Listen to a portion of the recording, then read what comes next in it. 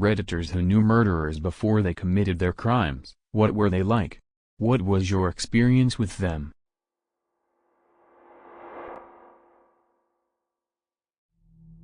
Different from others here I am sure, but I'd like to share. My cousin, we were close in age and spent lots of time together growing up. He was fairly quiet, extremely well-mannered, looked out for those around him. He always stuck up for the younger kids if they were being picked on, and never once showed any sort of bullying behavior that most kids show at least a little. He was the kind of kid that a lot of people expected to do good things as an adult. He did not disappoint. He did well in college, had a good career on Wall Street for a few years before he couldn't take the fucked up nature of it and moved back home with the intention of having a little farm and becoming a teacher. My aunt raised a great kid. I guess it turned out there was a reason he was quiet-natured and always looked out for the kids around him. His sister's husband had sexually molested him for many years growing up, as well as his nephew that he was always super protective of. Hopefully there weren't more. After he moved back home I guess it started getting to him. He was also afraid his abuser wasn't finished. He suspected the piece of shit would do it again and went to the police. They didn't have enough evidence, and the victim was a fairly well-respected member of the community, so their hands were tied a bit. One night he decided he was going to sneak into his house to copy the hard drive of Kitty Diddler's computer, which he had prior knowledge contained a lot of fucked up shit on it. Turns out there was more than he thought. There was child porn he had seen earlier, as well as a folder with pictures of neighborhood schoolgirls who walked by his house on their way to and from school, categorized by their physical features. In the process of trying to collect evidence, his abuser came upon him. My cousin, for better or worse, came packing, and in the ensuing scuffle did this world a service and blew him away. He's going to sit for probably 10 years, he's helping other inmates further their education, and overall I hear is doing as good as one could expect in his situation. He has been well received by both inmates and guards. Cousin, society failed you as a child and as an adult. What you did was right, but I understand that vigilantism can be a slippery slope, and I suppose the outcome is about what is to be expected. You did this world a huge favor, and I look up to you now as I did when I was a child. I hope to be the first to buy you a beer and a fine shot of scotch when you get out. I can't fix your childhood, and I can't take you away from your current situation. Keep doing good in there, and if I'm lucky I'll have that little farm set up for you when you get out and we can grow old together.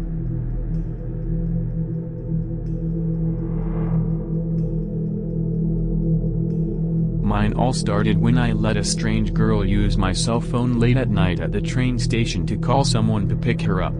The someone who picked her up liked the way I looked and started texting and calling me. He seemed nice enough. It's a small town. So I said yes to a date. The date then ended up just hanging out at his house, where he showed my photos of his newborn baby and asked if I wanted to be its new mother. I bailed as fast as I possibly could. The next 3 months were filled with him following me on my walk home from work, sitting out front of my workplace or house, getting into taxis with me, making me have to end the trips in public locations to get a new taxi. I ended up calling the police, and that's the last I heard of him. A year later he was sentenced to life for rape and murder of a tourist while being high.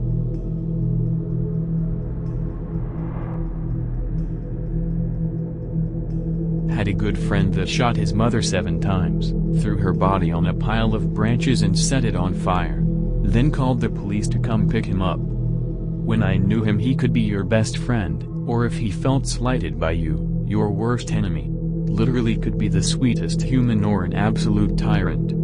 Our grandparents lived next door, and one day he came around looking for me, though I was at work, and he wound up spending 2 hours helping my grandparents move furniture. Another time, hanging out with friends, he showed up covered in blood, crying because he thought he might have killed someone at an earlier party. You just never knew what you'd get with him. Near the end though, he was slipping further into mental illness from everything I heard from friends. I had joined the army, so I was gone, but my sister still was friends with him. The week before he killed his mother, he went to the police department complaining that he was getting messages from his computer to kill her. Edit: I confused a major point. When he went to police, he complained that his mother was trying to poison him. He did believe that he was receiving messages from his computer to kill her, but I can't say if he told police that initially. This happened 12 years ago, so my memory was off. Either way, he was found not guilty by reason of insanity and committed suicide while still in a mental institution last year.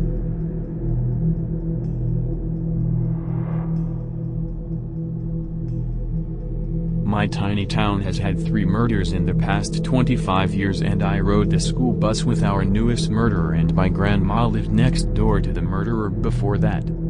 The newest murderer was a kinda weird but not creepy kid who didn't really understand boundaries and talked about masturbation pretty often. He got suspended from school when he was 16 for getting caught masturbating at school, and then again getting into a fight, and so he moved to the school in the next town over.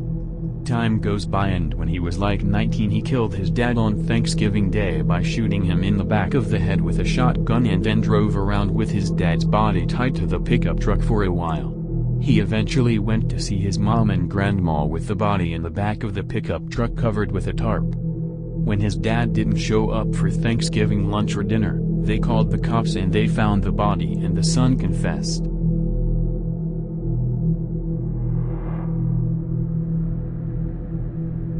A kid in elementary school, he had the weirdest, raspiest voice. He was nice but always talked about how he had staples in his head and all this stuff a 4th grader should not know about. He would also disappear for weeks at a time, like just not come into school. About 10 years later, while I was in college, I saw him on a Google News feed. Apparently him and his brother had beaten their father to death with a hammer. Couldn't find the article cause apparently kids beating parents to death is a pretty common thing.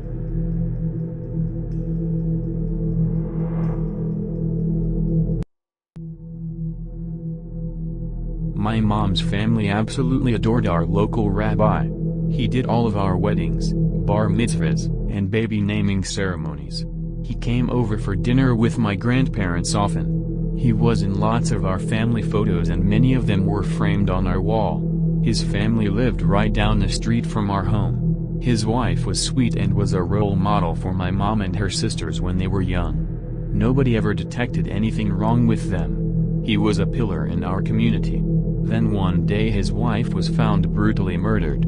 She was beaten to death with a lead pipe right in the middle of their home. Everybody assumed it was a botched burglary or some random home break-in. Nobody suspected our rabbi, who had a full alibi anyway. My whole family went to the funeral and then back to their house after to sit Shiva. Jews spend the whole week after somebody's death sitting in their home, comforting them and helping clean the house and prepare meals. Things started to seem strange as soon as they entered the house. The huge bloodstain was still visible on their white carpet, and while everybody else seemed uncomfortable and tried to avoid that room she was killed in, he stepped right over the bloodied areas like it was nothing. He was immediately trying to give away her things to people, saying shit to the girls like, "You look like you are her size, feel free to see if there's anything in her closet that you might want to take," and even asking men if they wanted to bring any of her old purses or kitchen appliances home for their wives. It just felt wrong. But they chalked it up to him being in shock. Soon we discovered that he had a girlfriend on the side and he wanted his wife dead so he could marry the mistress. He paid 2 of his synagogue's congregants. We knew one of them very well. He lived on our road and was the uncle of my mom's best friend, to commit the murder for him. And after setting up the date for her death, he went and got the side chick officially converted to Judaism so he could marry her as soon as possible once the wife was out of the picture.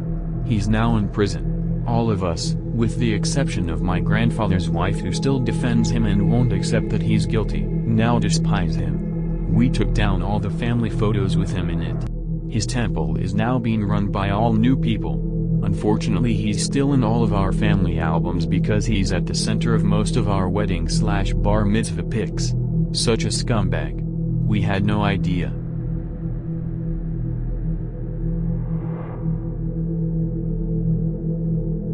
TLDR, mentor/friend/former Bible school teacher invited me to her house one summer. Met her husband. Got bad vibes. He later murdered her because he didn't know how to just divorce her. Fuck her. Around the time I started middle school, my family moved one state over. A woman from my parents' former church asked if I wanted to come back for a week and help with VBS. I liked kids, I missed my friends, I didn't particularly like my parents, and she was kind of an amazing human being, so I said sure. I got to meet her baby, cutest freaking baby ever by the way, and her husband. Her husband was nice, cordial. The teacher and her Mill were super positive, intelligent, witty, funny, and happy, so I remember thinking it was weird that he just seemed unhappy about everything. He perked up when they brought up the house they were building. He was sweet to his kiddo. I recently found a journal from that summer and came across a paragraph I wrote. Her husband kind of makes me feel freaked out? I don't know. He's fine. But his eyes don't have any light in them. It's kind of like a part of his soul is dead. He kind of walks around with this air of despair. Ha ha ha, that rhymes. Anyways. A year or two later he had an affair. Killed his wife. Tried to make it look like an accident. Went to prison. He gets out soon. It's a damn shame he's not going to be there longer.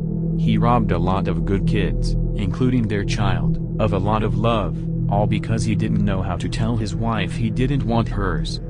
I realized the other day I'm the same age she was when he killed her. I feel like my life just started. The whole thing just makes me fucking sad.